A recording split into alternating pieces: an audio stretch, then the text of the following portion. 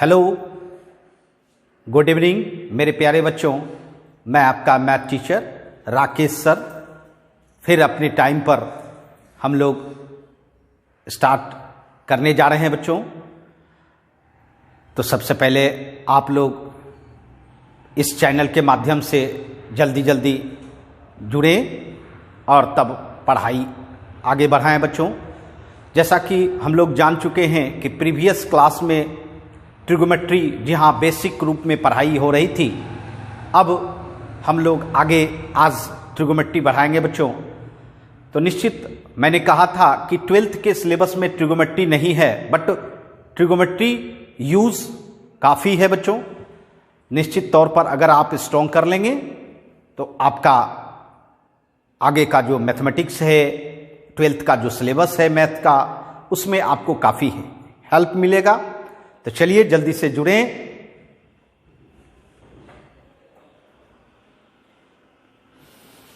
तब हम लोग पढ़ाई स्टार्ट करें।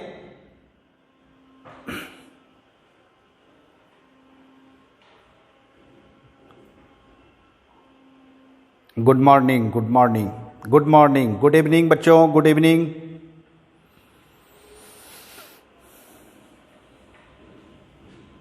चलिए हम लोग स्टार्ट करें। बच्चे जुड़ रहे हैं, आइए। जी हाँ बच्चों, हमने ट्रिगोमेट्री से परिचय करवाया था कि ट्रिगोमेट्री में 6 फंक्शन हैं, sine, cos, tan, cot, sec and cosec. और उसके बाद हमने आपको इनपुट करने के लिए सिखाया कि भाई एंगल में डालेंगे तब आउटपुट होता है बच्चों। जी हाँ, एक बात याद रखिए, किसी भी रूल के लिए या किसी भी फंक्शन के लिए नियम होता है कि आप इनपुट करोगे तभी आउटपुट होगा।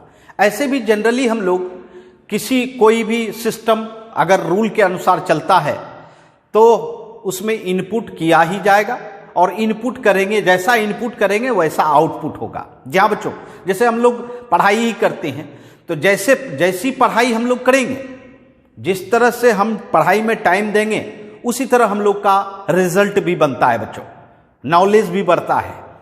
तो चलिए हम लोग आज ट्रिगोमेट्री का विशेष रूप जानने जा रहे हैं। और विशेष रूप क्या है कि अगर आपके पास कोई ट्रिगोमेट्रिकल फंक्शन है एफ ये ट्रिगोमेट्रिकल फंक्शन एफ जो है वह सिंबल है ट्रिगोमेट्रिकल फंक्शन का, कोई भी फंक्शन का सिंबल है बच्चों। बट यहां हम लोगों को ट्रिगोमेट्रिकल फंक्शन की बात कर रहे हैं तो ट्रिगोमेट्रिकल फंक्शन की ही बात करेंगे। ट्रिगोमेट्रिकल फंक्शन एफ के जगह पे होगा, मतलब sine, cos, tan, cot, sec and cosec. और ये जो है ये इनपुट है। ये क्या है? इनपुट। और आपको पता है कि ट्रिगोमेट्रिकल फंक्शन में क्या इनपुट होता है? तो जी हाँ बच्चों, आपको पता है एंगल। जी हाँ, जैसे कि मनुष्य के लिए इनपुट क्या होता है? भोजन, है ना। कोई किसी भी प्रकार का हम भोजन कर सकते हैं बच्चों। उसी तरह ट्रिगोमेट्रिकल फंक्शन का इनपुट क्या होगा? तो एंगल होगा, जिसको कि मैथमेटिक्स भाषा में क्या कहते हैं? डोमेन कहते हैं। मैथमेटिक्स भाषा में डोमेन कहते हैं बच्चों, है ना। किसी भी मशीन में हम लोग पहले उसमें उसका वाइल डालते हैं, उसके बाद वह वर्क करता है बच्चों। उसी तरह यहां जो इनपुट हो रहा है वह एंगल हो रहा है, जिसको कि मैथमेटिक्स भाषा में डोमेन कहेंगे बच्चों। और तब जाके उसका रिजल्ट प्राप्त करते हैं वाई, जिसको कि हम लोग आउटपुट कहते हैं। क्या कहेंगे बच्चों? आउटपुट। जी हाँ बच्चों, जो कि वैल्यू के रूप में आता है, जी हाँ। और इसको मैथमेटिक्स भाषा में रेंज कहते हैं। तो मैं बता देना चाहता हूं, किसी भी फंक्शन का 2 ही चीज इंपॉर्टेंट होता है, एक डोमेन और दूसरा रेंज। ये दोनों चीज जानना चाहिए, बिल्कुल। ये दोनों चीज जानने के बाद आप फंक्शन का नेचर समझ सकते हैं कि फंक्शन कहां वर्क कर सकता है और कहां वर्क नहीं कर सकता है ना। जा आज मैं आपको ट्रिगोमेट्रिकल फंक्शन का नेचर बताने जा रहा हूं, जिसको कि हम लोग ये भी कह सकते हैं डिफिनेशन कंडीशन। जी हां, डिफिनेशन कंडीशन माने परिभाषित होने के लिए शर्त। कंडीशन माने क्या होता है? शर्त। Definition condition of trigonometrical function. जी हां बच्चों, अर्थात परिभाषित होने के लिए, ट्रिगोमेट्रिकल फंक्शन को परिभाषित होने के लिए क्या सब शर्त होना चाहिए। अर्थात कहने का सेंस है कि आपको हर ट्रिगोमेट्रिकल फंक्शन का डोमेन जानना चाहिए एंड रेंज जानना चाहिए, जो कि काफी यूज होता है बच्चों। तो मैं एक साइड में ट्रिगोमेट्रिकल फंक्शन लिख रहा हूं, ट्रिगोमेट्रिकल फंक्शन, दूसरे डोमेन, डोमेन मतलब इनपुट, डोमेन मतलब इनपुट। जी हां, जो हम लोग इनपुट करते हैं, जो हम डालते हैं, उसको हम लोग क्या कहते हैं, इन डोमेन। उसको क्या कहेंगे बच्चों, डोमेन। जैसे आप कोई बाइक चलाते हो तो उसमें क्या डालते हो बताओ, पेट्रोल। जहां पेट्रोल जो आपने डाला वो क्या है, इनपुट है। और आपका जो ये पूरा बाइक है बच्चों, वो आपका एक तरह से रूल हुआ, सिस्टम हुआ, वो सिस्टम काम कर रहा है और उसमें हम लोग इनपुट कर रहे हैं ऑयल, और तब आउटपुट होता है। वो आउटपुट का मतलब जो आप उससे वर्क लेते हो, एक प्लेस से दूसरे प्लेस जाते हो, वो क्या है, वर्क है। और वही आपका क्या है, यहां रेंज कहलाएगा किसी भी फंक्शन का। अब आइए हम लोग रेंज की बात करें। जी हां, आउटपुट, रेंज मतलब आउटपुट। आइए सबसे पहला फंक्शन बताइए आप लोग, सबसे पहला फंक्शन ट्रिगोमेट्री का कौन होता है, साइन। कौन होता है बच्चों, साइन। जी हां, y equal to sine x, y equal to sine x. ये देखिए, अब बताइए, ये साइन आपका ट्रिगोमेट्रिकल फंक्शन है, ये x सिंबल है किसका, इनपुट का, अर्थात डोमेन का। इसलिए डोमेन के रूप में x सिंबल से डिनोट करेंगे। जहां किसी भी सिंबल से डिनोट कर सकते हैं, ये आपकी मर्जी है, बट मैथमेटिक्स जनरली डोमेन को x रूप में लेता है। एंड y देख रहे हो, y क्या हो रहा है, x साइन में डाला जा रहा है और y उसका रिजल्ट है, और इसलिए y आपका आउटपुट हुआ, जो कि रेंज के रूप में होता है बच्चों, रेंज के रूप में। तो जी हां बच्चों, इसमें मैं ये भी बताऊंगा कि इस साइन के अंदर क्या सब इनपुट कर सकते हैं। जी हां, क्या सब इनपुट कर सकते हैं, ये बहुत बड़ी बात है। हर फंक्शन का अपना अपना नेचर होता है कि उसमें यही, अब जैसे हम लोग मानव अगर पेट्रोल पीने लगे तो क्या उसका आउटपुट हो पाएगा, नहीं हो पाएगा। बाइक में अगर मान लीजिए भोजन डालने लगे तो क्या वह वर्क कर पाएगा, नहीं कर पाएगा, क्योंकि हर फंक्शन का अपना अपना नेचर होता है बच्चों। हर फंक्शन का अलग अलग नेचर होता है, उसके अनुसार उनका इनपुट होता है और उसके अनुसार उनका आउटपुट होता है बच्चों।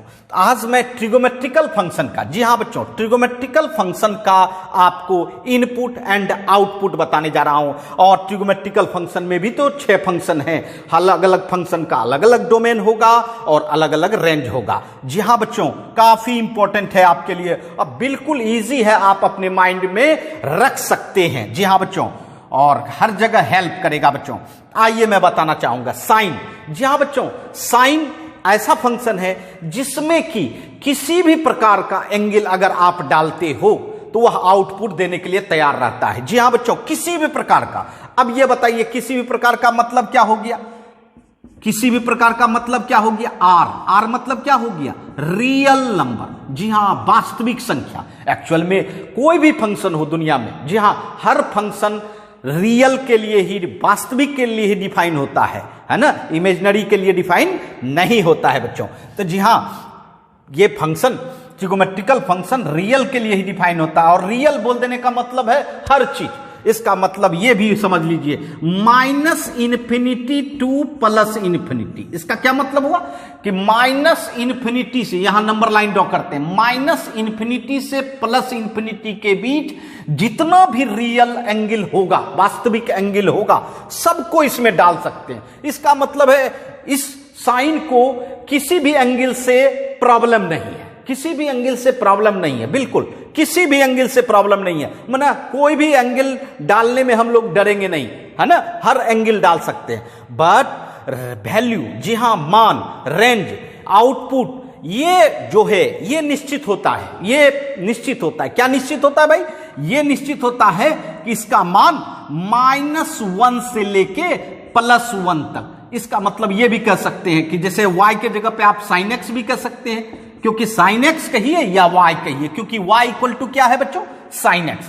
जी हां, अर्थात sin x को भी आप कह सकते हो -1 से +1 तक। जी हाँ, -1 से +1 तक, है ना, रिजल्ट आ सकता है। इससे अगर कोई कह दे कि भाई sin x का वैल्यू 1/2 हो सकता है, बिल्कुल हो सकता है, बिल्कुल हो सकता है। एक्चुअल में इसका तो आप एंगल ही जानते हो, कितना डिग्री पर होता है बच्चों?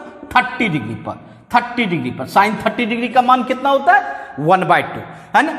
अच्छा, अगर हम कह दें कि sin x का वैल्यू 1/3 है, क्या पॉसिबल है? 1/3 क्या पॉसिबल है? बिल्कुल, क्योंकि 1/3 जो है 1 से छोटा। जी हाँ, देखिए मैंने क्या बोला था कि इसका रिजल्ट 1 से छोटा होगा, है ना, होना चाहिए, या 1 के इक्वल होना चाहिए। तो जी हाँ बच्चों, 1 से 1/3 का मतलब क्या हुआ? 1 का 3rd पार्ट।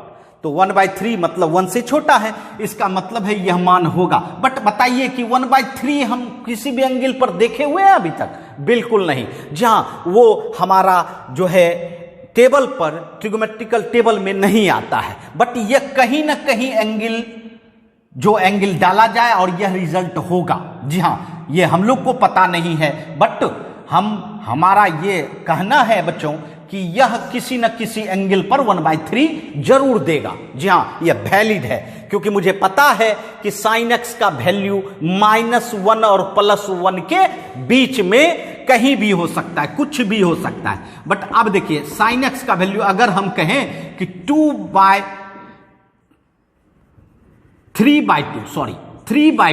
3/2, क्या 3/2 हो सकता है? बिल्कुल नहीं हो सकता है, बिल्कुल नहीं हो सकता, क्योंकि 3/2 का मतलब होता है 1.5, और 1.5 का मतलब क्या हो गया? 1 से ज्यादा, 1 से ज्यादा। जी हां, अगर 1 से ज्यादा होगा तब तो ये किसी भी एंगल पर, कोई भी रियल एंगल पर यह मान देगा ही नहीं, पॉसिबल ही नहीं है। क्योंकि मैंने क्या बोला, हर फंक्शन का अपना नेचर होता है, इनपुट डालने का एंड आउटपुट होने का, है ना। और इसका नेचर है आउटपुट होने का कि -1 और +1 के बीच में ही होगा। अगर आपसे कोई पूछे कि बताइए कि sin x का मिनिमम वैल्यू कितना है, मिनिमम वैल्यू कितना है, बताइए, क्या बताइएगा? -1। कितना बताना है? -1। और अगर पूछे कि बताइए कि मैक्सिमम वैल्यू कितना है, sin x का मैक्सिमम वैल्यू कितना है, तो क्या जवाब देंगे? +1। जी हां, इसका मतलब है कि sin x का minimum value -1 and maximum value +1। समझ रहे हैं मेरी बात? बिल्कुल आ गया होगा मेमोरी में। चलिए, अब sin x का नेचर तो हम लोग समझ गए, अब जानते हैं cos x का। बिल्कुल cos x का, बिल्कुल sin x के ही तरह cos x है, बिल्कुल, इसका कोई अलग कंडीशन नहीं है, अलग टर्म एंड कंडीशन नहीं है बच्चों।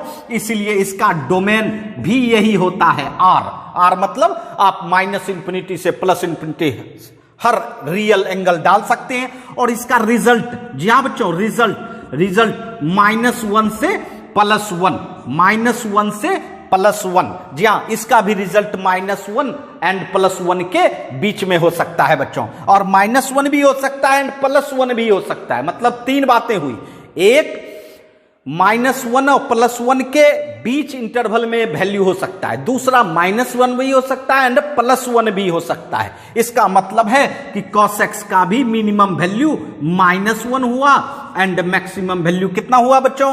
+1 हुआ, है ना। जी हां, ये आपको मेमोरी में रखना चाहिए, रहेगा ही निश्चित। अब चलते हैं 10x। जी हां, इसे प्रॉब्लम है, आप इसमें हर एंगल इनपुट नहीं कर सकते हैं। कुछ ऐसा एंगल है जिस पर कि यह रिजल्ट नहीं दे पाता है। जी हां, और जिस पर रिजल्ट नहीं दे पाएगा, है ना, वह आपका डोमेन नहीं है। जैसे मैंने एग्जाम्पल दिया था, बिल्कुल एग्जाम्पल दिया था, अगर बाइक में आप ऑयल के जगह पे, है ना, ऑयल के जगह पे, पेट्रोल के जगह पे, डीजल के जगह पे आप अगर कोई दूसरा मटेरियल डाल देते हैं तो क्या वह वर्क कर पाएगा? बिल्कुल नहीं कर पाएगा। तो अगर आप वो डालते हैं, वर्क नहीं कर रहा है, तो इसका मतलब है वो डोमेन नहीं है बच्चों। जी हां, उसी तरह 10x में क्या प्रॉब्लम है? 10 में 90 डिग्री डाला जाए, जी हां 90 डिग्री डाला जाए, 10π/2 कभी डाल के देखिएगा। 10π/2 का मान क्या होता है? अनडिफाइन होता है। क्या होता है? अनडिफाइन, अपरिभाषित। जी हाँ, जिसकी परिभाषा नहीं है बच्चों। जी हाँ, तो इसका मतलब है 90 डिग्री डालने से यह रिजल्ट नहीं दे पा रहा है, और यह रिजल्ट नहीं दे पा रहा है तो 90 डिग्री क्या है? 90 डिग्री इसका डोमेन नहीं है। तो जी हाँ बच्चों, मैं ये भी कहना चाहता हूं, एक 90 डिग्री डालने से ही नहीं। अब देखिए, मैंने कहा था कि ट्रिगोमेट्रिकल फंक्शन जो होते हैं वो क्या होते हैं? पीरियोडिक होते हैं। क्या होते हैं? पीरियोडिक। और मैंने आपको समझाया था पीरियोडिक किसको कहते हैं, कि अगर जो रिजल्ट फंक्शन दे रहा है फिर दोबारा किसी दूसरे प्लेस पर वही रिजल्ट दे और फिर नेक्स्ट इसी तरह चलते रहे, तो वो कहलाता है पीरियोडिक। जैसे आपका फैन क्या है? पीरियोडिक है। एक फिक्स इंटरवल के बाद फिर दूसरा रोटेशन करने लगता है, तीसरा रोटेशन करने लगता है, चौथा रोटेशन करने लगता है, तो वो फंक्शन पीरियोडिक होते हैं। जैसे मैंने बताया था, एग्जाम्पल दिया था अर्थ बताइए 24 आवर में अर्थ क्या होता है?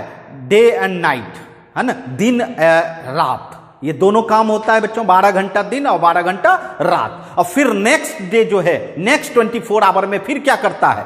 वही दिन और रात। तो जी हाँ बच्चों, इस तरह से आपका कंटिन्यूअस ये चलते रहता है, इसीलिए अर्थ भी क्या है? आपका पीरियोडिक है। इसीलिए ट्रिगोमेट्रिकल फंक्शन के भी बारे में बताया जाए तो पीरियोडिक फंक्शन होते हैं, एक ही वैल्यू कई एंगल पर आते रहते हैं बच्चों। जैसे यहां π/2 पर अनडिफाइन हुआ, तो जानिए π/2 के बाद आप अगर डालना चाहें, जी हाँ बच्चों, अगर डालना चाहें π/2 के बाद 3π/2, कितना? 3π/2, जी हाँ बच्चों, 10 3π/2, 3π/2 समझ रहे हैं? अरे पाई का मान 180 रखिए, 180/2 90 मल्टीप्लाई 3 कितना? 270। 270 पर भी अनडिफाइन होता है, 270 पर भी क्या होता है? अनडिफाइन होता है। फिर आप सोच रहे होंगे अब कितना? अरे बाबू कुछ नहीं, देखिए π/2 मतलब होता है 90, और 90 में अगर फिर 180 प्लस कर दीजिए तो कितना हो जाता है? 270। 270 पर अनडिफाइन, फिर 270 में 180 प्लस कर दीजिए, क्या हो जाएगा पता है? 5π/2, यहां भी अनडिफाइन, फिर 180 प्लस कर दीजिए। इसका मतलब है 90 से स्टार्ट कीजिए, 90 से स्टार्ट कीजिए, 90 से स्टार्ट कीजिए, 180 प्लस करते जाइए, 180 प्लस करते जाइए। बिल्कुल इजी वे में आप आसानी से आप मेमोरी में रख सकते हैं बच्चों। जी हाँ, 90 से स्टार्ट करें और हर 180 प्लस करते हुए अनडिफाइंड वैल्यू पाएंगे। तो इसका मतलब है π/2 भी डोमेन नहीं हुआ, 3π/2 भी डोमेन नहीं हुआ, 5π/2 भी डोमेन नहीं हुआ। इसका मतलब है यह डोमेन नहीं है तो इसको हटाना होगा। तो जी हाँ बच्चों, हटाया किस में जाएगा? तो यही R में हटाया जाएगा, R-। अब देखिए R- क्या सब हटाएं बताइए? π/2 हटाएं, 3π/2 हटाएं, 5π/2 हटाएं, 7π/2 हटाएं। तो जरा गौर कीजिएगा, ये सब हटाइएगा तो इतना एंगल लिखेंगे, इसके बदले में ऐसा सिंबल दे दें जो हर एंगल दिखा दे, जो हटा रहे हैं आप। तो जी हाँ बच्चों, इसी को हम लिखते हैं, देखिए R-। ध्यान दीजिएगा, π/2 π/2 π/2, π/2 तो सब में है, π/2 सब में है, π/2 सब में है। अब देखिए आगे डिजिट, ये 1, ये 3, ये 5, ये 7, ये क्या लग रहा है? 1 3 5 7 9, इस तरह से लग रहा होगा। ये ऑड नंबर है, विषम संख्या है। क्या है?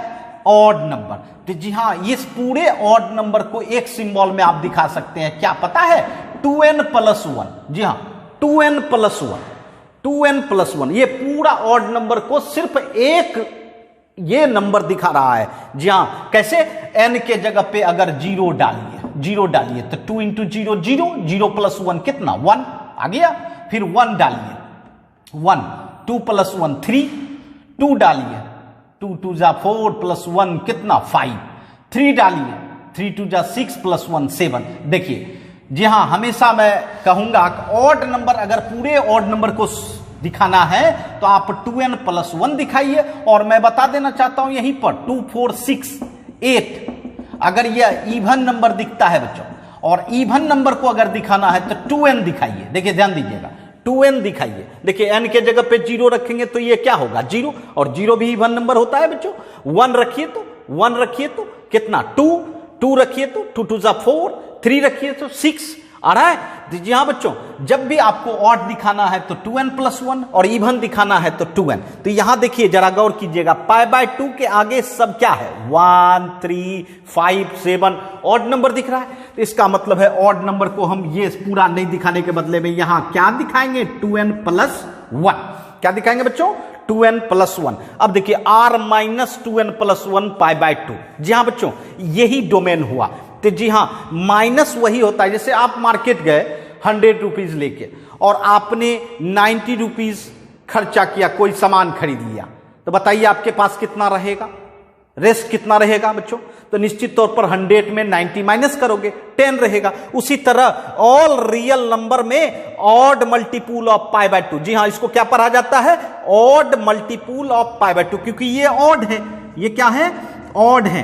तो जी हां बच्चों, ऑड मल्टीपुल ऑफ π/2 हट गया और आपका जो रहेगा वही डोमेन है बच्चों। वही क्या है? डोमेन है। तो जी हां बच्चों, 10x का डोमेन ये होता है r-2n+1 π/2। समझ गए? जी हां, अब देखिए इसका रिजल्ट। जी हां बच्चों, इसका रिजल्ट आउटपुट जो है -∞ से +∞। जी हां, अर्थात इसका जो आउटपुट है छोटा से छोटा मान दे सकता है और बड़ा से बड़ा मान दे सकता है। जी हां, इसलिए इसका आउटपुट में कोई परेशानी नहीं है। परेशानी किसमें था? तो डोमेन में परेशानी था। हर एंगल आप इसमें नहीं डाल सकते, है ना?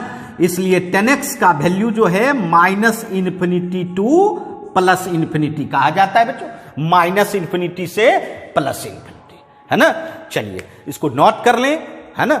चलिए फिर देखते हैं हम लोग आगे।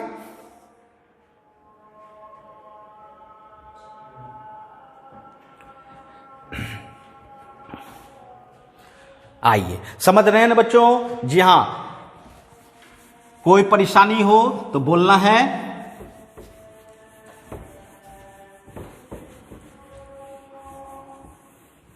जी हां बच्चों, तो हम लोगों ने देखा 10x का। अब आते हैं हम लोग किसमें? कॉटेक्स में। जी हां, कॉटेक्स में। जी हां, सब ट्रिगोमेट्रिकल फंक्शन का अपना अपना डोमेन होता है और अपना रेंज होता है बच्चों, उसको आपको मेमोरी में रखना होगा। आइए नंबर 4, आइए y बराबर कॉटेक्स लेते हैं। y बराबर कॉटेक्स। जी हां बच्चों, इसमें क्या बात है? जी हां, इसमें क्या बात है? सबसे पहली बात आपको पता रहना चाहिए, कॉट 0 डिग्री। आप जानते हो कॉट 0 डिग्री कितना होता है? कॉट 0 डिग्री, जी हां बच्चों, कॉट 0 डिग्री अनडिफाइंड होता है। इसका मतलब है 0 डिग्री डालने से यह वैल्यू नहीं दे पा रहा है। इसका मतलब है 0 आपका डोमेन नहीं है। उसके बाद बताइए क्या करना चाहिए अनडिफाइंड खोजने के लिए? फिर 180 प्लस कर दीजिए, 180 प्लस कर दीजिए। 0 में 180 प्लस करेंगे कितना होगा? पाई। ये भी अनडिफाइंड देगा, ये भी क्या देगा? अनडिफाइंड देगा। फिर पाई ऐड कर दीजिए, 2 पाई। ये क्या होगा? अनडिफाइंड देगा बच्चों, ये भी अनडिफाइंड। इसका मतलब है 180 प्लस करते जाएंगे, अनडिफाइंड मिलते जाएगा, है ना? तो चलिए इसका डोमेन क्या लिखना चाहेंगे आप लोग? r माइनस क्या सब हटेगा?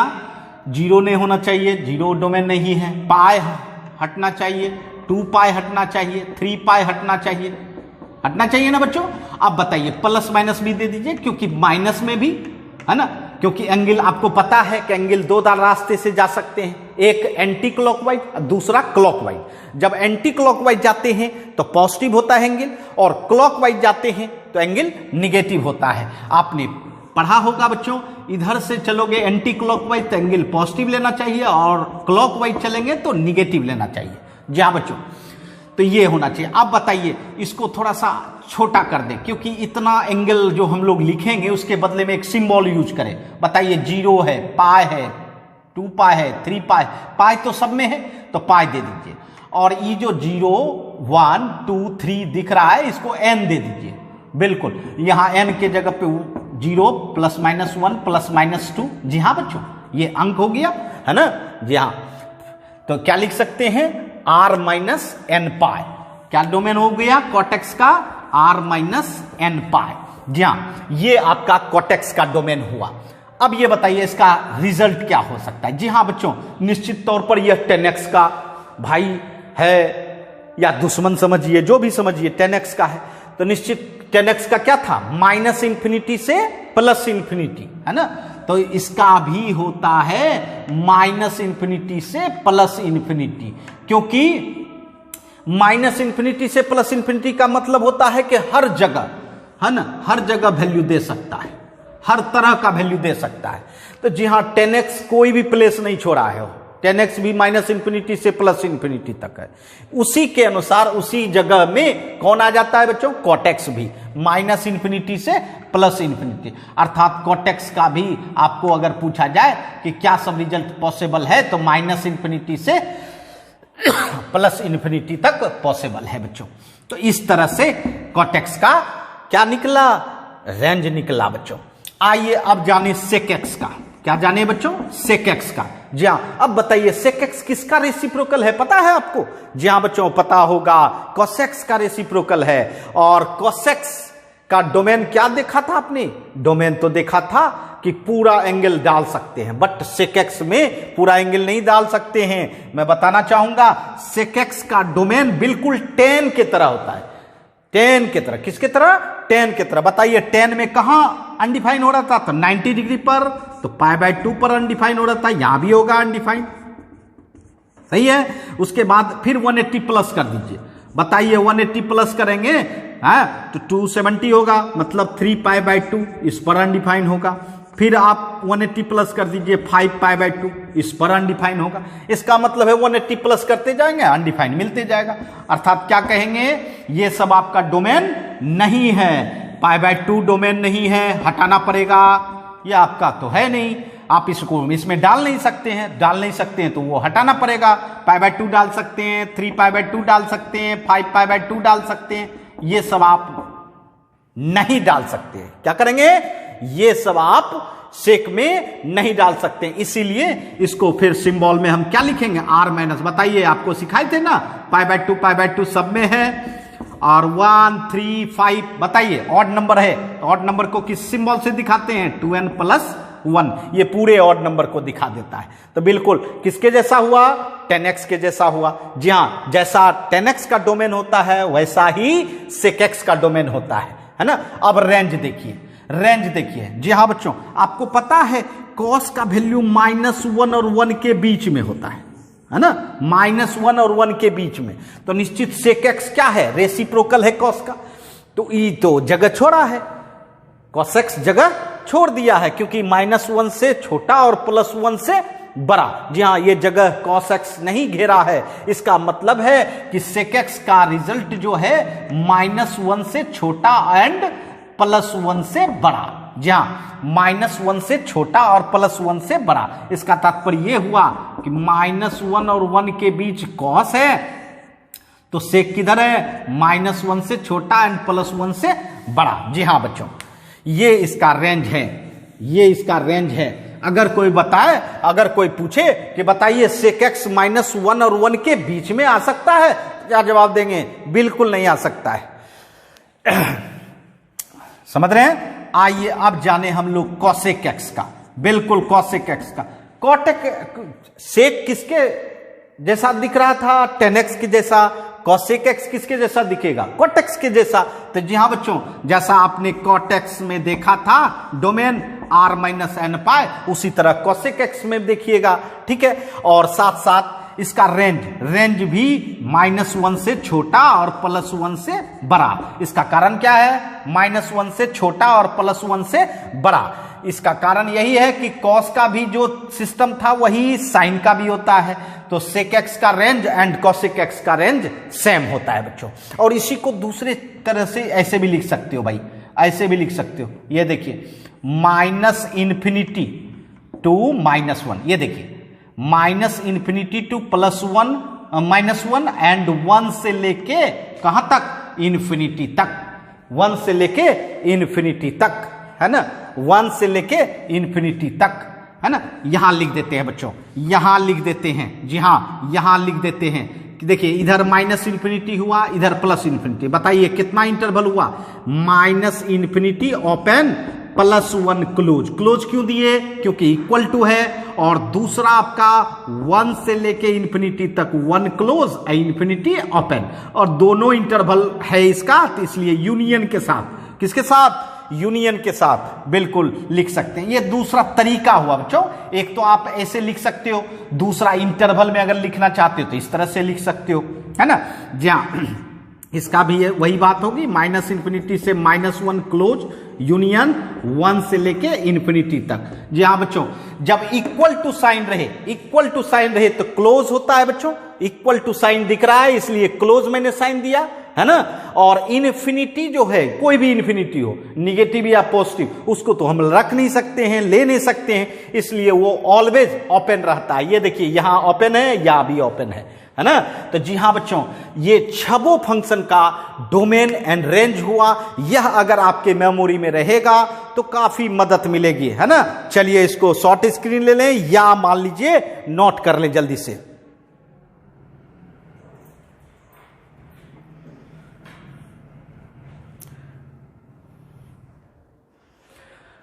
तो नोट कर लिए होंगे बच्चों। आइए हम लोग अब नेक्स्ट टॉपिक जाने ट्रिगोमेट्री का। जी हां बच्चों, मैथमेटिक्स में इंटरेस्ट लें, इंटरेस्ट लीजिएगा तो निश्चित मैं प्रयास करूंगा कि आप लोगों को अच्छी तरह समझ में आए, और उसके बाद भी कोई परेशानी हो तो बेहिचक, जी हां बेहिचक पूछ सकते हैं।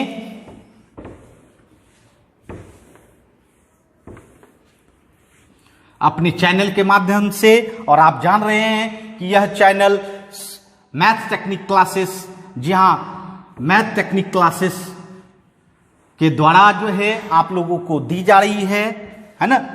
इसके माध्यम से आप लोग को पढ़ाई दी जा रही है, और निश्चित तौर पर अब चलते हम लोग अभी तक ट्रिगोमेट्री का नेचर, जी हां नेचर को समझने के लिए डोमेन एंड रेंज को समझ रहे थे बच्चों। बट अब हमारे सामने ट्रिगोमेट्रिकल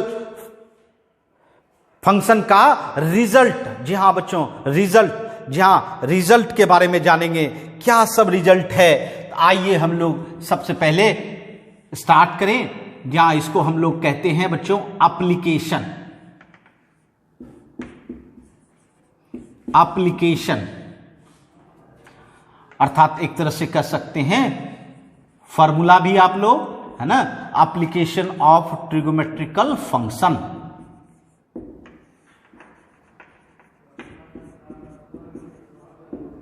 है ना।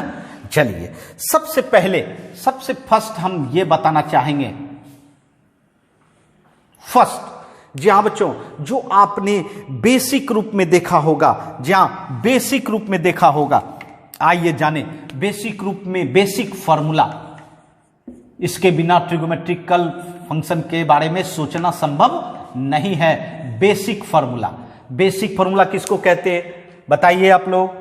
जहां जो आपने पढ़ा होगा 10th में भी 11th में भी, है ना। जैसे sine square theta plus cos square theta equal to, आप लोग बताओ कितना होता है ना। जल्दी जल्दी कमेंट करो, है ना। Sign square theta plus cos square theta 1, very good 1, है ना। जहां sign square theta plus cos square theta 1। अब बताइए अगर इस रिजल्ट के सहारे, जहां एंगल देखिए दोनों सेम रहना चाहिए, theta theta, sign square theta plus cos square theta 1, है ना। एंगल सेम होना चाहिए, ऐसा नहीं कि एंगल डिफरेंट, मान लीजिए यहां थीटा 1 दे दे, यहां थीटा 2 दे दे, तब बताइए तो 1 होगा? बिल्कुल नहीं होगा। दोनों एंगल सेम होना चाहिए, बिल्कुल सेम।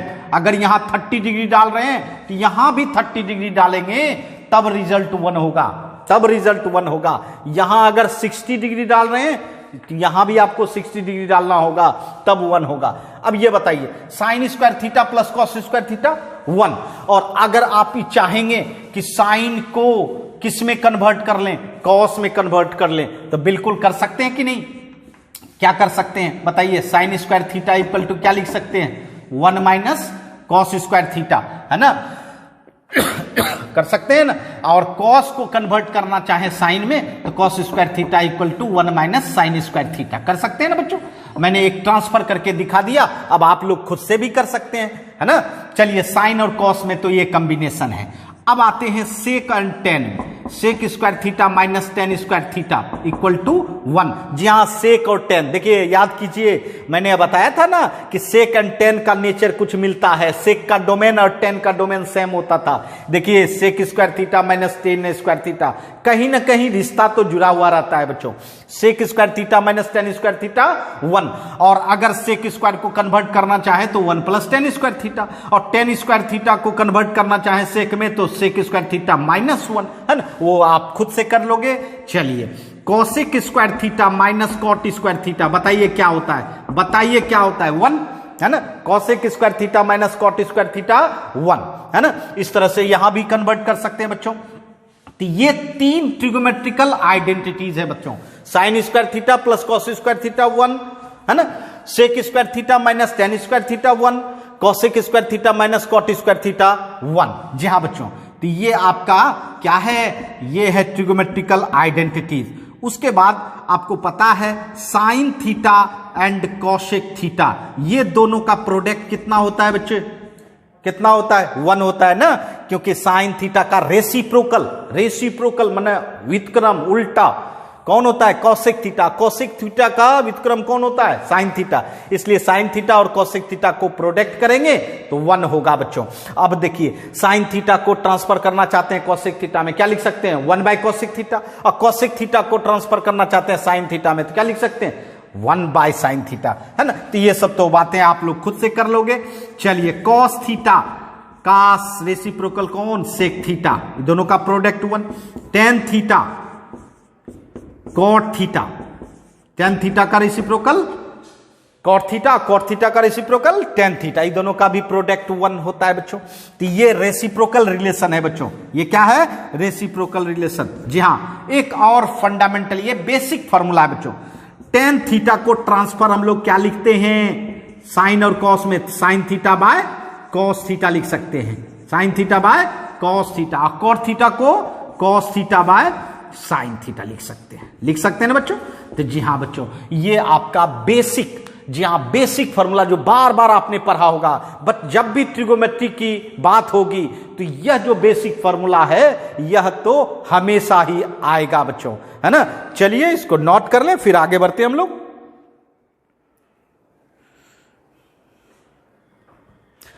आइए, आप लोग समझ गए होंगे, जी हां एकदम जीरो से ट्रिगोमेट्री को हीरो बना रहे हैं बच्चों, निश्चित तौर पर जीरो से स्टार्ट किए हैं बच्चों, और हम लोग लास्ट तक पहुंचेंगे क्योंकि इसके रिजल्ट का हम लोग को प्रयोग करना है, काफी प्रयोग करना है बच्चों। तो निश्चित आपके मेमोरी में रहना चाहिए, और रहेगा तभी हम लोग आगे बढ़ सकते हैं। आइए अब देखते हैं हम लोग सेकेंड नंबर, जो आपके लिए बिल्कुल न्यू चीज है और आपने 11th में पढ़ा होगा, है ना, जिसका नाम है कंपाउंड एंगल फार्मूला। क्या नाम है, compound angle formula, compound angle. जी हां, कंपाउंड एंगल का मतलब होता है संयुक्त कोण, संयुक्त, जानते हैं संयुक्त। जी हां, जब आपके पास वन से ज्यादा, जैसे आप मान लीजिए कहीं सिंगल आप खड़े हो, है ना, कोई मित्र आपके पास नहीं है तो वो सिंगल हुआ, और जब आपके पास एक से ज्यादा मित्र आपके साथ हो तो वो क्या कहलाएगा, कंपाउंड, वो क्या कहलाएगा, कंपाउंड। इसका मतलब है ट्रिगोमेट्री में भी कंपाउंड होगा, जैसे a प्लस बी, ये देखिए ये क्या हुआ, कंपाउंड, a प्लस बी, इसमें दो एंगल प्लस में है ना, दो एंगल प्लस में है, a प्लस बी, है ना। अच्छा, a माइनस बी, ये क्या हुआ, ये भी कंपाउंड हुआ, क्योंकि आप इसको ये तो समझ सकते हैं a प्लस माइनस बी। जी हाँ बच्चों, ये क्या है, कंपाउंड एंगल है, इसमें दो एंगल प्लस में जुड़ा हुआ है। देखिए दो एंगल है ना, एक a है और दूसरा क्या है, b है, और यहां क्या जुड़ा हुआ, यहां देखिए ध्यान दीजिएगा, एक पॉजिटिव एंगल a है और एक निगेटिव एंगल b है बच्चों, है ना। लेकिन दो एंगल यहां भी है और दो एंगल यहां भी है, इसीलिए ये क्या है, कंपाउंड एंगल। जहां तीन भी एंगल हो सकता है, a plus b plus c, a plus b plus c, है ना। जी हां बच्चों, तो आज मैं आपको सिखाऊंगा कि जब आपके पास ये कंपाउंड एंगल है और इसके साथ कोई भी ट्रिगोमेट्रिकल फंक्शन लगा रहे, जैसे साइन, है ना, साइन। तो इसका हम क्या करेंगे, कैसे इससे रिजल्ट प्राप्त कर पाएंगे बच्चों, इससे रिजल्ट प्राप्त कर पाएंगे, बिल्कुल आसानी से इजी वे में हम लोग रिजल्ट प्राप्त कर पाएंगे। समझिएगा, देखिए ये फंक्शन है ट्रिगोमेट्रिकल फंक्शन, और ये इसका इनपुट हो गया। मैंने क्या बोला था कि जब भी एंगल रूप में कोई भी चीज डाला जाए तो वह इनपुट हुआ, वह डोमेन हुआ। इसका मतलब है ये और ये दोनों दो चीज हो गया, दोनों दो चीज है, इसमें ये डाला जा रहा है ना। जैसे आपका मान लीजिए कोई मशीनरी पार्ट है, इसमें इनपुट जो करते हैं हम लोग, मटेरियल करते हैं इनपुट, तब ना वो आउटपुट देता है बच्चों। तो ये तो फंक्शन हो गया, और जो आपने इनपुट किया, क्या वो दोनों सेम होगा? इनपुट और सिस्टम दोनों सेम नहीं होता है बच्चों, ये दोनों अलग अलग कैटेगरी का है। और जब अलग अलग कैटेगरी का हो तो ऑपरेशन नहीं होता, इसको इनटू नहीं समझिएगा, मल्टीप्लाई नहीं समझ जाइएगा, है ना। मल्टीप्लिकेशन नहीं हो रहा है, साइन को ए प्लस बी से मल्टीप्लाई करना, ऐसा कुछ नहीं बच्चों, है ना। तो जी हाँ बच्चों, इसका रिजल्ट देखा जाता है किसके रिजल्ट के बराबर होता है। तो जानिए, sine a into cos b, sine a into cos b plus cos a into sine b. जी हाँ, यहां ध्यान दीजिए, इस साइन ए प्लस बी का रिजल्ट किसके रिजल्ट के बराबर होगा? Sine a into cos b, एक साइन और एक कॉस, है ना। और आगे में देखिए, पहले साइन दिए हैं, फिर कॉस दिए हैं, और फिर देखिए फिर कॉस दिए हैं, दोनों को बराबरी, जी हाँ, बराबरी का दिए हैं दर्जा, साइन को भी एंड कॉस को भी। इसीलिए पहले साइन तब कॉस और फिर कॉस तब साइन। मेरी बात समझ रहे हैं? इसलिए compound angle sine a plus b का हो जाता है sine a into cos b plus cos a into sine b. जहां बच्चों, और ये भी बताना चाहेंगे, अगर माइनस हो गया, अगर माइनस हो गया, जी हाँ, ए माइनस बी, चलिए प्लस को भूल जाइए, प्लस को भूल जाइए, क्या हो गया? ए माइनस बी। और जब माइनस हो जाए तो यहां हो जाता है बच्चों माइनस हो जाता है, यहां क्या हो जाएगा? माइनस हो जाएगा। इसीलिए बच्चों देखिए, ध्यान दीजिएगा, अगर प्लस था तो प्लस हुआ था, और अगर माइनस है तो क्या हो गया है? माइनस। इसीलिए का साइन के साथ अगर कंपाउंड एंगल है और उसमें प्लस रहे तो रिजल्ट में भी प्लस होगा, और अगर माइनस रहे तो रिजल्ट में भी माइनस होगा, है ना। समझ गए बच्चों? कोई परेशानी नहीं। चलिए अब चलते हैं हम लोग कॉस का। जी हाँ, कॉस का कंपाउंड एंगल देखने के लिए, cos a plus b, cos a plus b. जी हाँ, कॉस में क्या होता है? कहता है भाई मैं कॉस हूं तो इसलिए हमें पहले रखो। चलिए पहले किसको रखेंगे? कॉस को ही रखेंगे। तो जी हाँ बच्चों, cos a into cos B, देख रहे हैं ना, दोनों कॉस है, cos a into cos B, और sign a into sine B, sine a into sine b. जी हाँ, sign a into sine B, मतलब कॉस है तो कहता है कॉस को पहले दीजिए, है ना, कॉस को अवेलेबल बनाइए और तब साइन को बनाइए, और बीच में जानिए यहां साइन होगा माइनस। तो आप सोच रहे होंगे सर आपने कंपाउंड एंगल में प्लस दिया और इसके रिजल्ट में माइनस दिया। जी हाँ बच्चों, इसका कारण है कि कॉस सबका नेचर अलग अलग होता है। साइन क्या होता है? 0 से 90 डिग्री अपना वैल्यू इंक्रीज करवाता है, और कॉस क्या होता है कि 0 से 90 डिग्री अपना वैल्यू डिक्रीज करवाता है। तो बताइए, अगर इंक्रीज करेगा तो निश्चित इसका रिजल्ट भी इंक्रीज करेगा, और ये जो है डिक्रीजिंग फंक्शन है कौन? कॉस। तो अगर ये इंक्रीज करेगा इसका एंगल तो उसका वैल्यू क्या होगा? डिक्रीज होगा। समझ रहे मेरी बात? जी हाँ, इसीलिए कॉस में प्लस एंगल देते हैं तो उसका रिजल्ट में क्या देंगे? माइनस देते हैं, और अगर माइनस दीजिएगा तो फिर क्या होगा? प्लस। क्योंकि जो भी इंक्रीजिंग फंक्शन होता है वह सेम टू सेम साइन काम करता है, और डिक्रीजिंग जो फंक्शन होता है वह जस्ट अपोजिट काम करता है ना। जैसे कि किसी भी बच्चे को अगर पेरेंट, है ना, कोई बच्चा ऐसा होता है कि भाई जो है ना, उसको अगर पेरेंट कहते हैं कि पढ़ने के लिए, तो वह नहीं पढ़ता है, वह नहीं पढ़ता है। और अगर नहीं कहता है पढ़ने के लिए तो वह पढ़ता है। तो वह किस नेचर का हुआ बताओ? डिक्रीजिंग नेचर का। वह किस नेचर का? डिक्रीजिंग नेचर का, है ना। और अगर कोई बच्चा ऐसा हो कि पेरेंट कहता है पढ़ाई करो तो वह पढ़ाई करता है, अगर कहता है कि पढ़ाई नहीं करो पढ़ाई नहीं करता, इसका मतलब है बिल्कुल पेरेंट के साथ चल रहे हैं, तो इसका मतलब वह इंक्रीजिंग नेचर का होता है। क्या होता है बच्चों? इंक्रीजिंग नेचर का। वही है साइन, साइन है इंक्रीजिंग नेचर का 0 से 90 डिग्री, है ना। और कॉस क्या है? डिक्रीजिंग नेचर का, इसीलिए जस्ट उल्टा होता है बच्चों, है ना, जस्ट उल्टा, opposite. tan a plus b, चलिए tan भी इंक्रीजिंग नेचर का होता है भाई, तो इसीलिए tan a plus tan b by 1 minus tan a into tan b। जी हाँ बच्चों, tan a into tan b,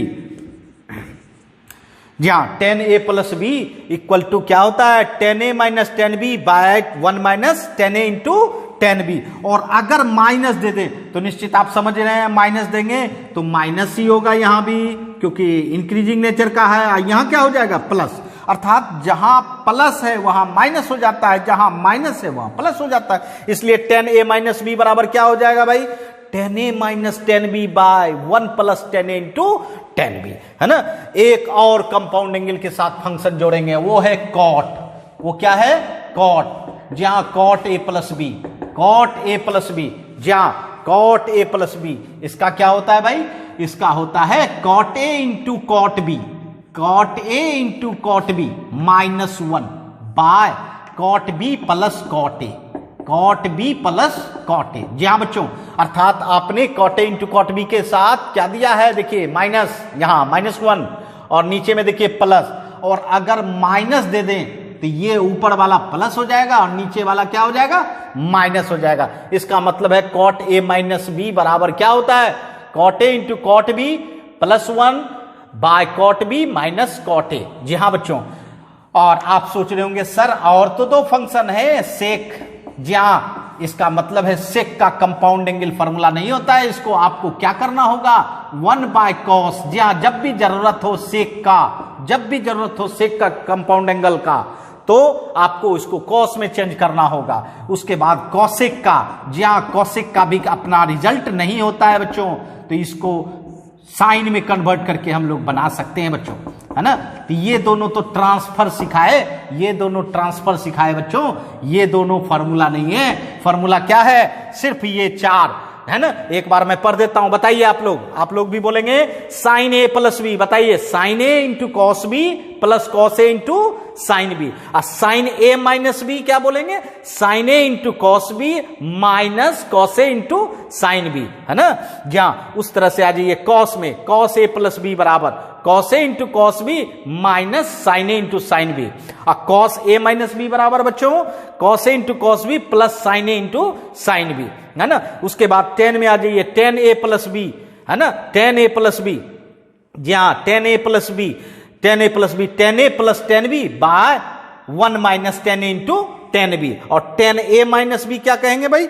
tan a minus b, तो tan a minus tan b by 1 plus tan a into tan b। जी हाँ बच्चों, cot का देखिए cot a plus b, cot a into cot B -1 by cot B plus cot a। और cot a minus B करेंगे तो जहां minus है वहां प्लस हो गया, जहां प्लस है वहां माइनस हो जाएगा। तो जी हाँ बच्चों, मैं क्लास में ही आपको आपके मेमोरी में डाल दूंगा बच्चों, बस कंसंट्रेट होके पढ़े बच्चों। जी हाँ, कंसंट्रेट होके पढ़े। अब देखिए, कहिएगा सर इसका फायदा कहां सब ले सकते हैं? तो जी हाँ, आपको पता है 15 डिग्री, 15 डिग्री, जी हाँ, जो हमारे ट्रिगोमेट्रिकल टेबल में नहीं आता है, 15 डिग्री, 75 डिग्री, 105 डिग्री, ये सब मान आप निकाल सकते हैं। तो कहिएगा कैसे निकालेंगे? बिल्कुल इजी, मैं टेक्निक ट्रिक बता दूं, बिल्कुल सेकंड भर में निकाल सकते हैं। जैसे 15 डिग्री आपको निकालना है, 15 डिग्री आपको निकालना है, 15 डिग्री, जी हाँ 15 डिग्री निकालना है आपको। आपको इसको 2 एंगल में बांटना है। कितने एंगल में? 2 एंगल में बांटना है, प्लस या माइनस में। और ऐसा एंगल जिसका वैल्यू आप जानते हो, आपके मेमोरी में हो। बताइए क्या करेंगे? जल्दी जल्दी कमेंट करें, है ना। देखते हैं कौन इसमें लिखेगा बच्चे, है ना। बताओ 15 डिग्री को कैसे 2 एंगल में डिस्ट्रीब्यूट करोगे, प्लस या माइनस में? क्या बच्चों, प्लस या माइनस में? बताइए बताइए। जी हाँ, 45 माइनस 30 कर सकते हैं। 45 माइनस 30, बताइए 45 माइनस 30 करेंगे तो 15 डिग्री ही रहेगा, बट हमें 45 डिग्री का रिजल्ट पता है, 30 डिग्री का रिजल्ट पता है, तो जी हाँ बच्चों इस तरह से आप बांट दीजिए और आपका रिजल्ट हो जाएगा। दूसरा एक और हो कर सकते हैं, एक और कर सकते हैं इसमें, जैसे 60 degree minus 45 degree, 60 degree minus 45 degree कर सकते हैं ना, 60 डिग्री माइनस 45 डिग्री, है ना। जी हाँ, ये कर सकते हैं आप, ये आप कर सकते हैं। आइए हम एक एग्जांपल आपको दिखा दें। साइन 15 डिग्री, मान लो साइन 15 को निकालना है तो क्या करना चाहिए, साइन 45 माइनस 30 कर लें, करेंगे ना। अब बताइए साइन ए माइनस बी आपके पास है कंपाउंड एंगल को डिस्ट्रीब्यूट करने का, साइन ए माइनस बी, बताइए क्या लिखेंगे, sine a into cos b minus cos a into sine b. बस ए एंड बी, ए बैठा दीजिए 45 और बी बैठा दीजिए 30 और आपका रिजल्ट हो जाएगा। देखिए बताइए साइन 45 का मान 1/√2 सबको याद रहता है, कॉस 30 का मान √3/2, कॉस 45 का मान 1/√2, साइन 30 का मान 1/2। जी हाँ, बचपन से पढ़ते आ रहे हैं इतना, है ना। जी हाँ, अब बताइए नीचे का एलसीएम क्या होगा, 2√2, तो यहां क्या हो गया, √3 - 1, √3 - 1 क्या हो गया भाई, √3 - 1 ऊपर में, तो बताइए क्या रिजल्ट आया साइन 15 डिग्री का, √3 - 1/2√2, है ना, √3 - 1/2√2। इसी तरह आप 75 डिग्री को भी कर सकते हैं। 75 को कैसे करेंगे, 45 + 30, 45 + 30, 45 + 30। जी हाँ बच्चों, 45 + 30 बिल्कुल कर सकते हैं। अब बताइए 105 को कैसे कर सकते हैं, 105 को 60 + 45, 60 + 45, 60 + 45 कितना होता है जी, 105। जी हाँ, तो इस तरह से आप 15 डिग्री को कंपाउंड एंगल में चेंज कर लें, 75 डिग्री को कंपाउंड एंगल में चेंज कर दें और 105 डिग्री को कंपाउंड एंगल में चेंज कर दें और आप उसका रिजल्ट इजी वे में प्राप्त कर सकते हैं। बिल्कुल शॉर्ट टेक्निक है, बस आपके मेमोरी में कंपाउंड एंगल का ये रिजल्ट रहना चाहिए, है ना, रहना चाहिए। चलिए जल्दी जल्दी नोट करें बच्चों।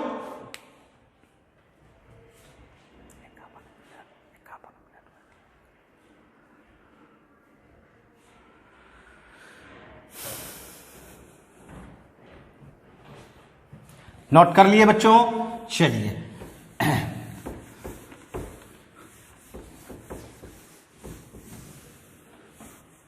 अब इसमें इसके साथ मैं आपको कुछ 2 रिमार्क बताने जा रहा हूं जो कि काफी इंपॉर्टेंट है आपके लिए। जी हां, जैसे कि मान लीजिए 2 कंपाउंड एंगल, एक प्लस वाला और एक माइनस वाला मल्टीप्लाई हो जाए और इसका रिजल्ट लिखना है, तो आप कितना साइन ए प्लस बी का रिजल्ट लिखिएगा, साइन ए माइनस बी का रिजल्ट लिखिएगा, फिर दोनों को मल्टीप्लाई कीजिएगा। ऐसा करने से काफी टाइम आपका बर्बाद होगा बच्चों, और मैं नहीं चाहूंगा, जी हाँ बच्चों, कोई भी टीचर नहीं चाहेंगे कि बच्चे का टाइम बर्बाद हो बच्चों। इसलिए इससे एक रिजल्ट बनाया गया है, साइन स्क्वायर्ड ए माइनस साइन स्क्वायर्ड बी। जी हाँ बच्चों, इसी रिजल्ट का यूज करके कंपाउंड एंगल का जो आपने रिजल्ट पढ़ा उसी को मल्टीप्लाई करके बनाया गया, साइन स्क्वायर ए माइनस साइन स्क्वायर बी। और अगर कॉस में चेंज करेंगे तो बी वाला आगे चला आता है, cos square b minus cos square a, है ना, cos square b minus cos square a, काफी इंपॉर्टेंट है। उसके बाद आ जाइए cos a plus b, cos a plus b into cos a minus b. जी हाँ, cos a plus b into cos a minus b, ये भी आपके लिए इंपॉर्टेंट है, ये भी आपके लिए इंपॉर्टेंट है। इसमें क्या होता है, इसमें क्या होता है, एक कॉस कर दीजिए कॉस स्क्वायर ए और दूसरा साइन कर दीजिए। जरा गौर कीजिए, इसमें दोनों साइन था और दोनों कॉस था, देख रहे हैं ना, और यहां क्या हो रहा है, एक कॉस और दूसरा साइन। जी हाँ बच्चों, और अगर बी वाले को कॉस में बदलेंगे तो ये हो जाएगा cos square b minus sine square a. जी हाँ बच्चों, cos square b minus sine square a, ठीक है। जी हाँ, ये आपका दूसरा रिजल्ट था। अब आइए हम एक और रिजल्ट आपको बताना चाहेंगे। अगर आपको कहीं ऐसा जरूरत पड़े 10π/4 प्लस ए, 10π/4 प्लस ए, जी हाँ, ये शॉर्ट फॉर्म लिख सकते हैं इसका, 1 + 10a/1 - 10a। जी हाँ, काफी बड़े बड़े प्रॉब्लम में। जी हाँ, एक कहावत है, बड़े बड़े शहरों में छोटी छोटी बातें होती रहती है, उसी तरह बड़े बड़े सवालों में इसके जगह पे आपको इसको लिखना होगा। तो देखिए बच्चों, 1 + 10a by 1 - 10a समझ लें। 1 + 10a by 1 - 10a को हम 10π/4 + a लिख सकते हैं। क्यों लिख सकते हैं भाई, क्यों लिख सकते हैं बताइए? 1 के जगह पे आप 10π/4 लिख सकते हो क्या? 10π/4 1045 डिग्री का मान 1 होता है भाई, होता है ना। अब +10a by 1 - फिर 10a के जगह पे मल्टीप्लाई में 1 समझ ही सकते हैं, तो 10π/4 × 10a। बताइए 10a + 10b by 1 - 10a × 10b, 10a + b compound angle होता है ना, 10a + b कंपाउंड एंगल होता है ना। इसी के कारण इस पूरे रिजल्ट को ये लिखा जाता है बच्चों। तो जब भी आपको जरूरत हो 1 + 10a by 1 - 10a, इसको ये लिख सकते हैं। और एक चीज मैं और बताना चाहूंगा, इसी को आप अगर साइन कॉस में चेंज करेंगे तो cos + sin a, cos + sin a by cos - sin a। जी हां, अब देखिए अगर 10a को साइन बाय कॉस कर देंगे तो यही रिजल्ट आएगा। इस रिजल्ट को भी ये लिखा जा सकता है बच्चों, है ना। तो बड़े बड़े सवाल में हम लोग ये छोटी छोटी बातें करेंगे बच्चों, है ना। अब आता है आपका 10π/4 - a। जी हां, 10π/4 - a, ये क्या होगा? बस प्लस के बदले में यहां माइनस होगा। 1 - 10a by 1 + 10a, है ना। और कॉस में लिखना चाहेंगे तो cos a - sin a by cos a + sin a, है ना। जी हां, बस इतना सा अंतर है कि अगर प्लस है कंपाउंड एंगल में, अगर प्लस देना चाहते हैं तो ऊपर प्लस होना चाहिए, और कंपाउंड एंगल में अगर माइनस देना चाहते हैं तो क्या होना चाहिए? माइनस होना चाहिए, है ना। तो जी हां, ये काफी रिजल्ट आप लोग कैलकुलस में इस्तेमाल करेंगे बच्चों, कैलकुलस में इस्तेमाल करेंगे निश्चित तौर पर। आप इसको, इस कंपाउंड एंगल फॉर्मूला को जी हां मेमोरी में रखें, और तब हम आपको और आगे ट्रिगोमेट्री की जानकारी देंगे। और साथ साथ यह जानकारी आपके फायदेमंद के लिए है बच्चों, फायदा होगा, है ना। आपको आगे बहुत ही अच्छा लगेगा पढ़ने में मैथमेटिक्स, है ना। तो चलिए आज हम लोग इतना ही कवर करेंगे, और सभी बच्चे अपने अपने टाइम पर है ना क्लास लें बच्चों, और पढ़ाई का आनंद उठाएं बच्चों, है ना। कोई भी परेशानी हो तो मैं आपके लिए तैयार हूं। बस इतना कहना है कि इस चैनल के माध्यम से मैं आप लोगों को एक इंटरेस्ट रूप में मैथमेटिक्स पढ़ाऊंगा बच्चों, और आपको कहीं परेशानी होने नहीं दूंगा, है ना। धन्यवाद, फिर मिलते हैं हम लोग नेक्स्ट क्लास में। हाँ, गुड नाइट बच्चों, बाय बच्चों।